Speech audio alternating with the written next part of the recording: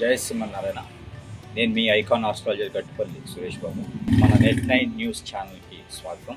అలానే మన ఛానల్ తరపున కూడా ప్రేక్షకులందరికీ కూడా విజయదశమి శుభాకాంక్షలు. అయితే మనకి శరన్నవరాత్రులు, ఈ దసరా శరన్నవరాత్రులు అనేది అన్నీ కూడా పూర్తి చేసుకున్నాము.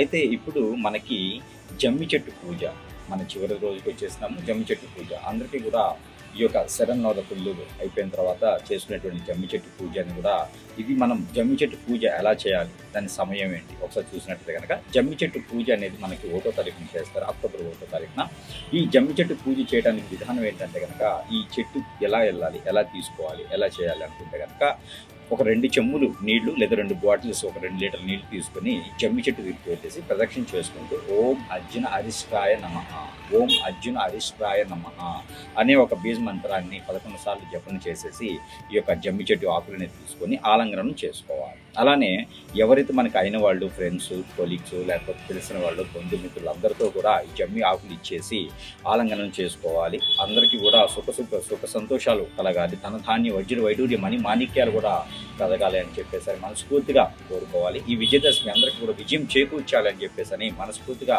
తలుచుకొని ఆలంగనం చేసుకోవాలి జమ్మి ఆకులు ఇచ్చుకుంటూ.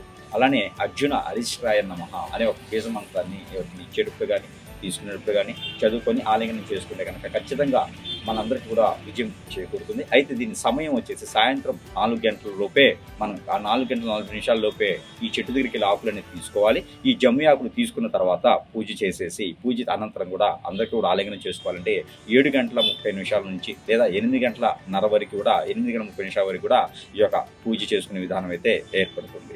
ఇది ఈ జమ్మి చెట్టు యొక్క ప్రత్యేకత. అందులోనూ ఈ జమ్మి చెట్టుతో పాటు పాల పెట్టిన కూడా చూసేటువంటి ఆచారం ఉంటుంది.